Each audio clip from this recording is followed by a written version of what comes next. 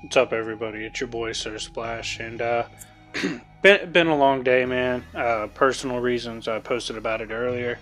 It's actually gotten worse, but I really enjoy making content like this, coming up with what ifs and writing my own storylines. And I've been working on the storyline for the potential Marvel DC merger we could see if the 5G deal goes through. It'd be really awesome to see.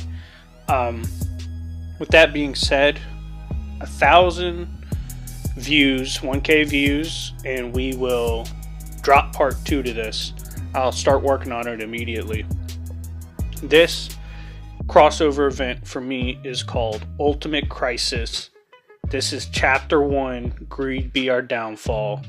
I hope you guys enjoy it. Let's begin. I want it. Superman stirred as those raspy words cut through his rattled senses. Groggily, Clark sat up and wiped the soot from his eyes. All around him, battle raged on like an unbridled hurricane. What was happening? His head was still a mess. Some freak had clearly nailed him. But who? Clark was not exactly a pushover. The orange flashes in the smoke-filled sky answered his question. Larfleeze. In a flood of thought, Clark remembered the reasoning behind this conflict.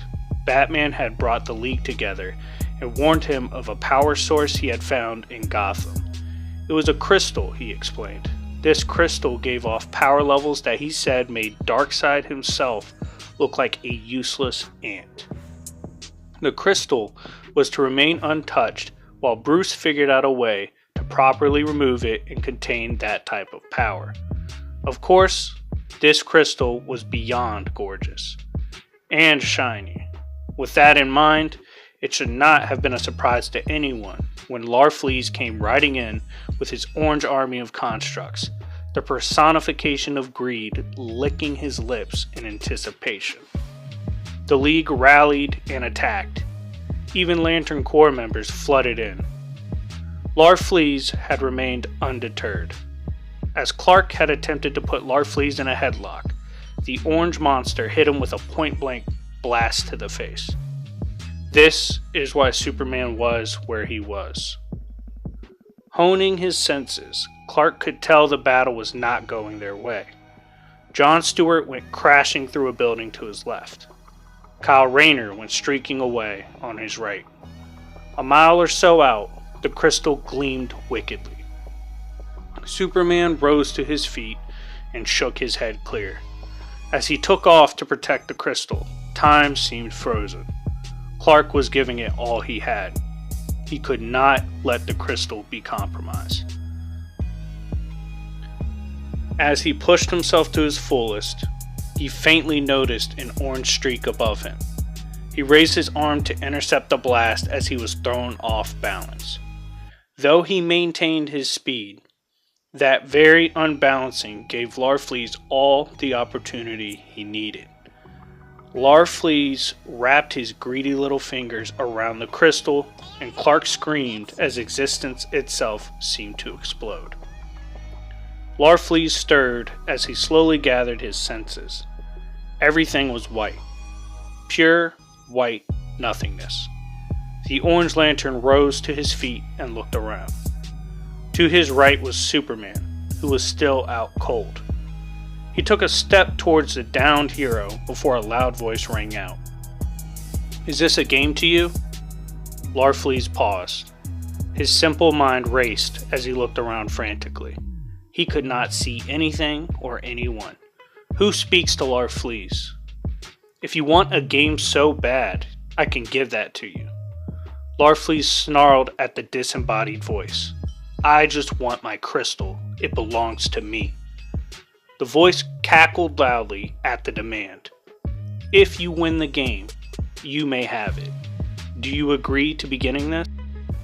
Larfleeze growled. "I will play."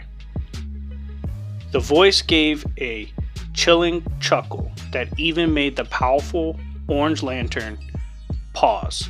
He realized the power gap between himself and the voice in that very moment, and nearly regretted agreeing to anything. "Very well. May the best creation win. Midnighter was pissed. He had just been eating a very promising breakfast omelet when suddenly he felt a tight pull in his gut as he seemed to be yanked out of reality. He was now plopped down in the middle of some random ravine. Studying his hands, he frowned as he noted he was now in his combat suit. Midnighter stood up as he narrowed his eyes, and he detected a bit of danger on his left. The hero had little time to evaluate his new circumstances as a dark form at the top of the ravine leapt, hurtling down towards his very location. Sabretooth was confused. He had been ripping apart a couple Yakuza members when he suddenly got yanked out of his world. At least, that was all that made sense to him. Were the X-Men behind this? Sabretooth trekked through the new terrain, his animal-like senses on high alert. He couldn't shake the overwhelming sensation that he was being toyed with. This angered him. The next person he met would receive this anger in full. As he approached the edge of a drop-off, he sniffed the air. Someone was at the bottom of the ravine. Sabretooth peered over the side and down towards the bottom of the ravine. Some armored man was looking around. He looked like a problem. Sabretooth grinned and jumped, excited to confront and likely slaughter this new person. Midnighter grinned as the scruffy, massive man landed in the ravine. He was well over 6 feet tall and was built like a tank, with mangy hair, claws, and sharpened teeth. Already, his machine in his head was racing, millions of possible situations of this fight calculating. Before either made the first step, a voice rang out. "Welcome to the game of godhood," a voice said.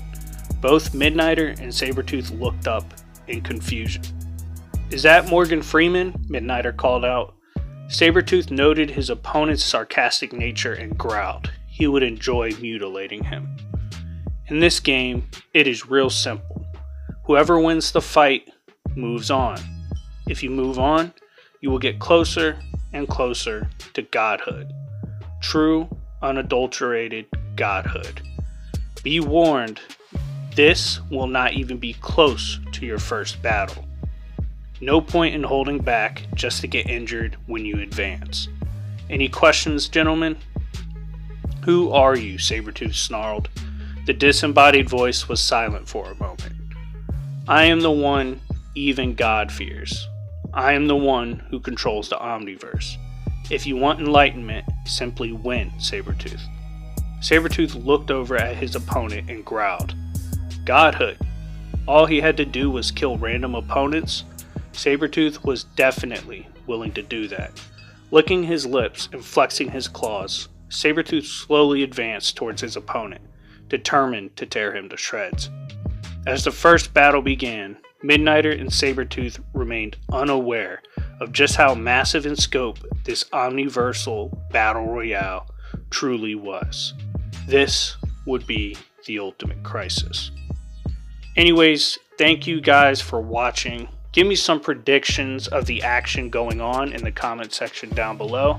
I really enjoyed writing this first chapter. I got a lot in store if we get, 1K views up.